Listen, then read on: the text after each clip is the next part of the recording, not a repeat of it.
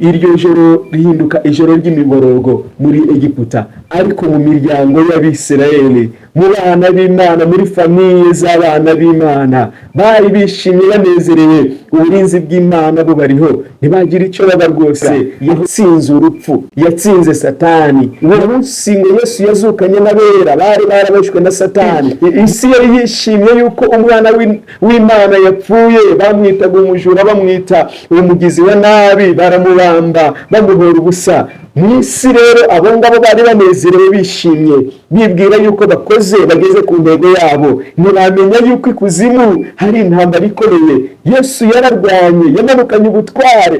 Ntabwo kuba yarabambwe ku musaraba bisobanura yuko ubutware yari afite bwarangiriye aho. Oya, ahubwo mission yari afite yagombaga kumumanura n'ikuzimu, akagaragaza ko ari umwana w'Imana, akagaragaza ko afite ububasha, akagaragaza ko afite imbaraga. Ngo yageze ikuzimu. Natwe uyu munsi turavuga Imana kuko Kristo ni umwami kandi ni muzima. Natwe uyu munsi turavuga Imana kuko Kristo ni umwami kandi ni muzima. Yesu wacu nashimwe. Ndabasuje mu izina ry'Umwami wacu Yesu Kristo. Mbifurije Pasika nziza. Pasika nziza kuri mwese abakunzi bacu. Uyu ni umunsi ukomeye. Pasika ni umunsi ukomeye kubizera, ku bakristo, kubera yuko ni umunsi utwibutsa intsinzi ikomeye tubonera mu Mwami wacu Yesu Kristo. Pasika ni umunsi utwibutsa uburyo Yesu yatsinze urupfu, uburyo Umwami Yesu yatsinze urupfu, akazuka, akajya mu ijuru, hanyuma natwe abamwizera tukaba tutagomba kwibagirwa ibyo, kuko aho niho Satani yatsindiwe, agatsindwa burundu ndetse agatsindwa iteka ryose. Wakoze rero we ufunguye hano kuri ADTV, kwizeye yuko ntabwo uri buze gusubira yuko uko waje mu izina rya Yesu. Niba utarakora subscribe mbere yuko twumva ijambo ry'Imana, nagira ngo ukande kuri subscribe kugira ngo ibiganiro by'ubutaha n'ijambo ry'Imana ry'ubutaha rizagufashe, rizagira icyo rikora mu buzima bwawe. Imana iduha n'umugisha. Reka dusenge twumva ijambo ry'Imana. Mwami wacu Yesu Kristo, turagushimye, turaguhimbaje, izina ryawe rihabwe icyubahiro. Uyu mwanya ni umwanya ukomeye tujye kumva mu ijambo ryawe. Nyemerera njyewe ugiye kurivuga ntabare njye, ahubwo mbi igikoresho cyawe, maze abana bawe, ubwoko bwawe bahabwe umugisha kandi bafashwe. Nanjye mfashwe, kandi izina ryawe rikomeze rishyirwe hejuru mu buzima bwacu bwa buri munsi, kandi natwe Mwami utwambike imbaraga kugira ngo dukomeze twubahishe mu buzima bwacu amanywa n'ijoro, ndetse tumenye yuko uri umwami wacu. Turimo turizihiza Pasika, ni munsi ukomeye ku itorero, kuko tuba twibuka umunsi twaherewemo ubutsinzi, tukaba abana b'Imana bafite kunesha, bafite ubutsinzi n'ubutware hejuru y'umwanzi. Urakoze rero, bana natwe utugire neza mu kawera, mu izina rya Yesu, amen. Murakoze cyane. Imana yo mu ijuru ibahereze umugisha. Mwongere mvuge ngo Pasika nziza kuri mwese abadukurikiye, aho muherereye hose, abari mu Rwanda, abari hanze y'u Rwanda, mu bihugu bidukikije muri East Africa, abari muri Afrika yose, abari mu Burayi, abari Canada, abari hose ku isi. Imana yo mu ijuru ibishimire kandi ikomeze ibagirire neza. Ndagira ngo tuganire kuri Pasika. Uyu munsi turatekereza umunsi w'ejo wa Pasika, uburyo bizagenda, uburyo abantu tuzaba dutaramye, twishimye, tunezerewe Umwami Yesu kuko yatsinze Satani. Ni periode ya Pasika. Ushobora kuba kugeza uyu munsi utarasobanukirwa ngo Pasika ni iki. Uyu munsi rero ikizanye hano ni kugira ngo nsobanure gake kuri Pasika, twumve ijambo ry'Imana rijyanye na Pasika, dusangire Pasika, twumve icyo Imana ivugana natwe, kandi nzi neza yuko ari njyewe, ari wowe, ubuzima bwacu buri buze guhinduka. Ntabwo uri buze kuguma uko wari umeze, nanjye sindi bugume uko nari meze, mu izina rya Yesu Kristo. Haleluya, haleluya. Iyo dusomye ijambo ry'Imana dusanga mu Kuva igice cya 12 umurongo wa 13 kugeza ku murongo wa 14, hatwereka Pasika ya mbere yuko Kristo aza mu itorero. Akaba ari naho nshaka ko duhera twumva ijambo ry'Imana. Kuva igitoro cya 12 umurongo wa 13 kugeza ku murongo wa 14, haravuga uburyo Abisirayeli bagiye muri Pasika, uburyo bizihije Pasika. Iyi Pasika y'Abisirayeli isa naho itandukanye gatoya niyo twebwe twizihiza itorero ry'iki gihe, kubera yuko uburyo babikoze n'uburyo twebwe tubikoramo bisa naho bitandukanye, ariko byose bisobanura ikintu kimwe. Yesu wacu nashimwe cyane. Ntabwo ndi bugenda gusoma, ariko umurongo nawe uvuze wawusoma nta kibazo. Ariko hariya mu Kuva hagaragaza neza igihe Abisirayeli bari barimo bitegura kugira ngo bave mu gihugu cy'uburetwa, igihugu barimo ari abacakara muri Egiputa, aho Farawo yari yarabagize imbohe ze, yari yarabagize abacakara be, yari yarabagize abakozi be, akoresha uko yishakiye, akabakoresha ubucakara badahembwa. Nuko igihe kiragera rero batakambira Imana kugira ngo Imana ibakure mu gihugu bari barimo, babayeho nabi, batotezwa cyane, hanyuma ibajyane mu gihugu cy'isezerano nk'uko yari yarabasezeranije. N'iki cyabaye rero? Mu rugendo rurerure Mose, ubwo Imana yamuhamagaraga imubwira yuko ari we izakoresha kugira ngo akure ubwoko bw'Imana mu gihugu cya Misiri ariho Egiputa, hanyuma abajyane mu gihugu cy'i Kanani ari cyo gihugu cy'isezerano Imana yari yarabasezeranije. Mose yakoze byinshi cyane kugira ngo atangize uru rugendo, byamufashe imbaraga nyinshi cyane kugira ngo atangize uru rugendo rwo gutangiza gukura Abisirayeli muri iki gihugu. Ndetse Bibiliya itwereka neza yuko yatangiye no gutangira akajya kwa Farawo kugira ngo amusabe kurekura ubwoko bw'Imana. Farawo arabyanga. Kandi mwibuke yuko uyu Mose yari yarabaye kwa Farawo igihe kinini cyane, igihe kiragera avayo. Bibiliya iratubwira ngo yabonye ibyo kwa Farawo abibona nkaho ari ubusa imbere ye agereranije n'ibyo Imana yari yaramusezeranije. Abona yuko kutotezwa no kugenda agakora ubucakara bimurutira cyane kwiyandurisha iby'ibwami byo kwa Farawo, kuko yarebeshaga amaso y'umwuka akabona isezerano ry'Imana rimurutira kure ibyo amaso y'abantu areba. Yarebaga ibyo abantu batabona, yarebaga ibyiza byo mu gihugu cy'isezerano, yarebaga amahoro, yarebaga amata n'ubuki, yarebaga umugisha Imana yasezeranije ubwoko bwayo. Benshi iki gihe ntabwo babashaga gushyikira ibyo, ariko yarabibonye, yarazuminze, arebesheje lens, arebesheje amaso y'umwuka, areba igihugu cy'isezerano akiri muri Egiputa. Yesu ashimwe cyane.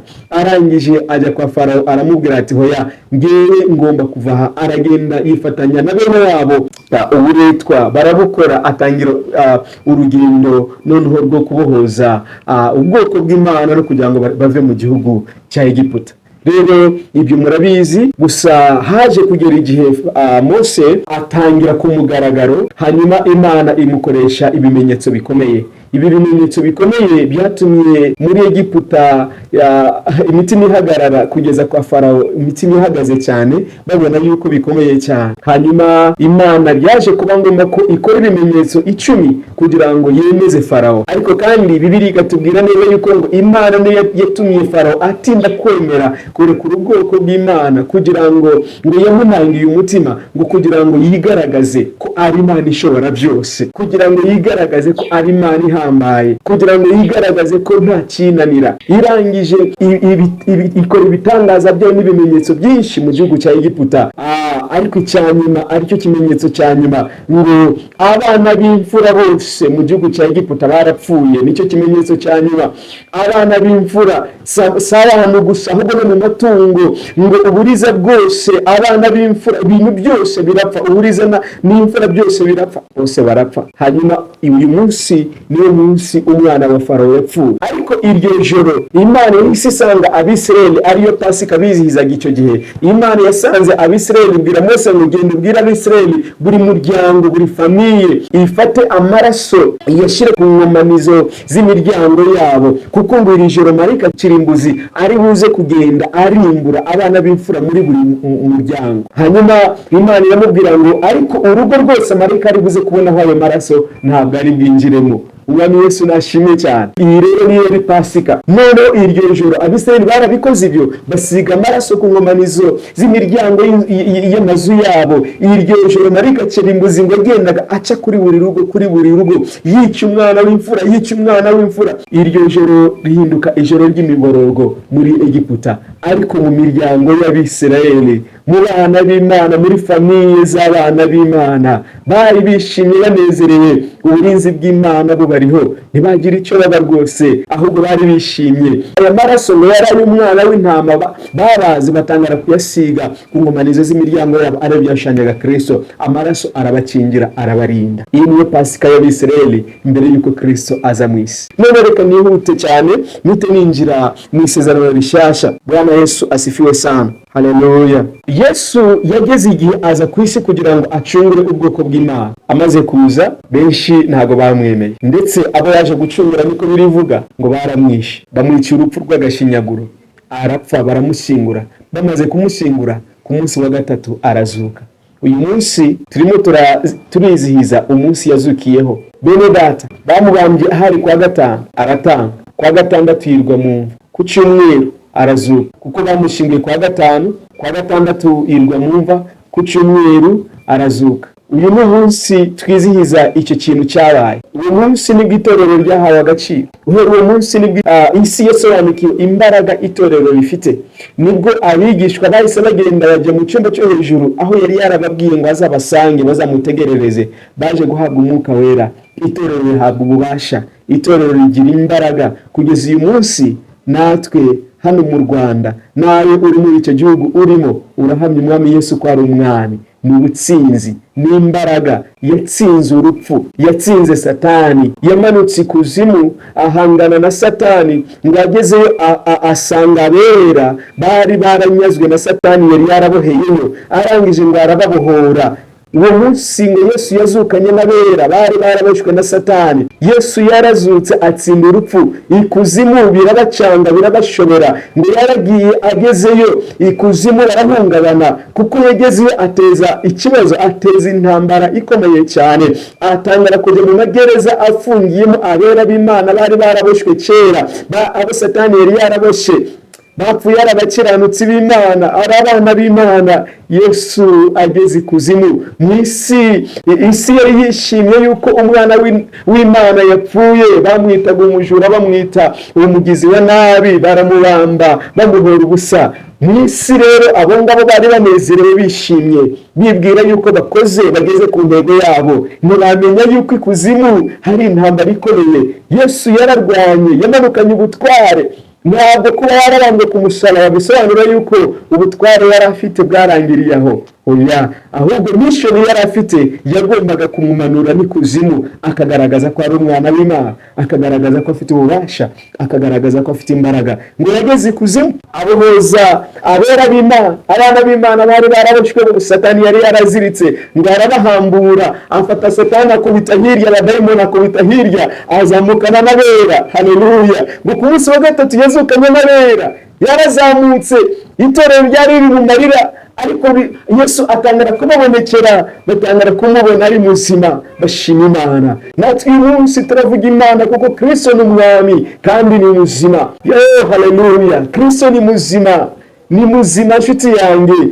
Ni muzima, yarazutse.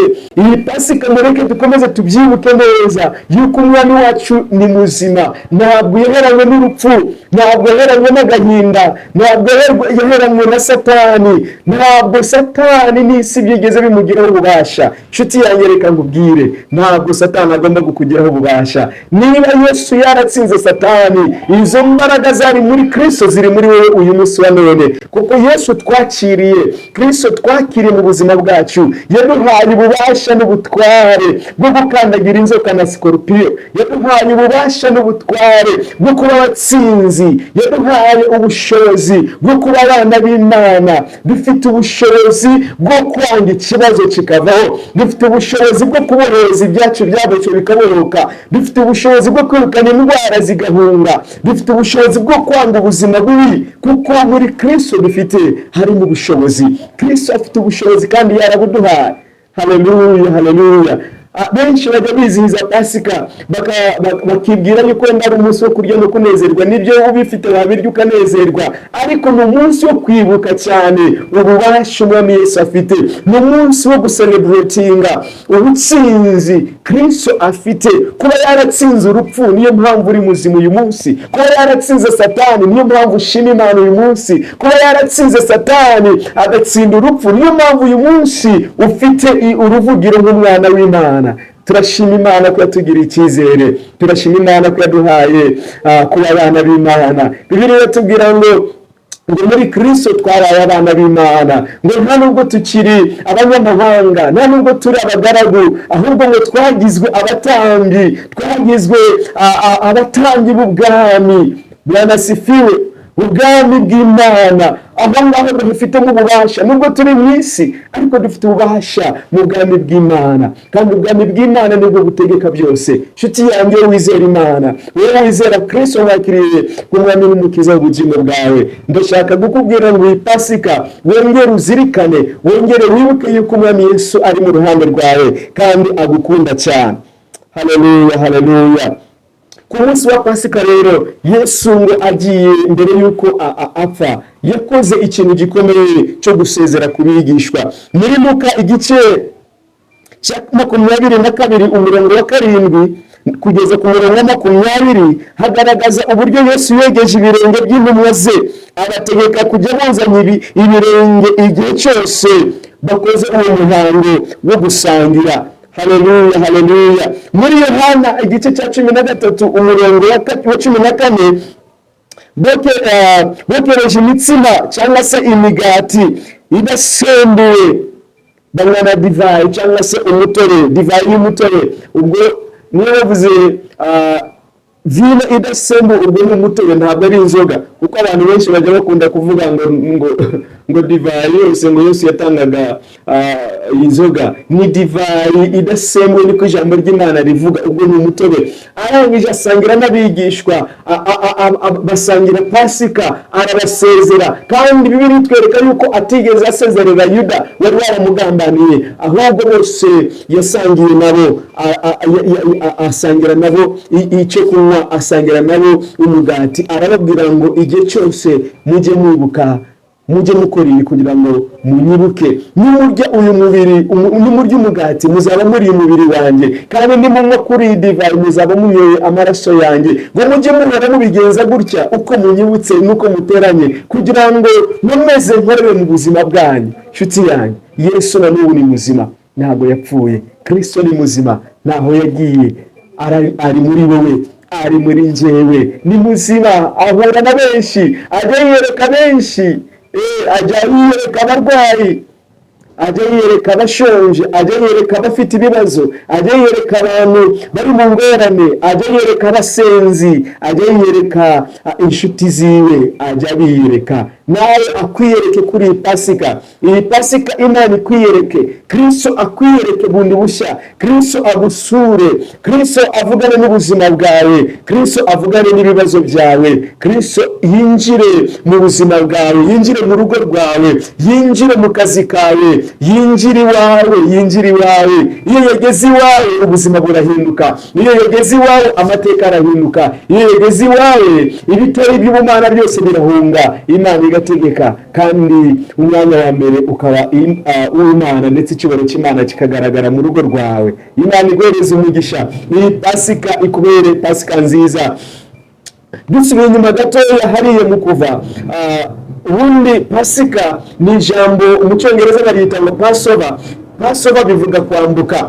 Abisirayeli bari barimo bizihiza uwo munsi, niryo joro bagombaga kwambuka bava muri Egiputa binjira i Kanani. Iryo joro ryo kwambuka rero, twebwe abakristo iyo twizihiza Pasika twizihiza kwambuka tuva mu buzima bwo kubatwa na Satani, twambuka twinjira mu bwami bw'Imana, twinjira mu bihe by'imbaraga z'Imana. Yesu wacu nashimwe cyane. Winjire mu bihe byo gusabana n'Imana, winjire mu bihe byo kurushaho gukorera Imana no kuba hafi y'Imana. Mu izina rya Yesu, iyi Pasika usohoke mu bya kera, winjire mu buzima bushyashya. Sohoka mu bya kera, sohoka mu bibazo, sohoka mu ntambara, sohoka mu bukene, sohoka mu marira, sohoka mu ngorane, usohoke mu biguteye impungenge byose bimeze nk'imisozi imbere yawe, byose bisohokemo.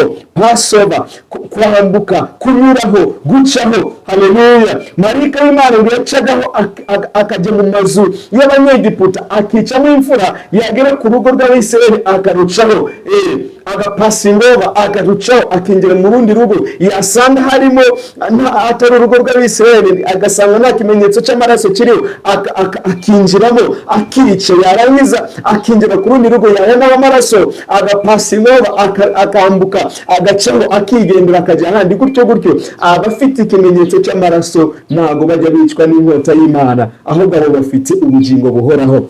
Haleluya, haleluya. Abafite ikimenyetso cy'amaraso y'Umwami Yesu ntabwo bajya barimbuka, ntabwo bajya bapfa. Iyo marayika kirimbuza aje ntabwo bapfa. Amaraso Yesu afite ububasha bwo kukurinda.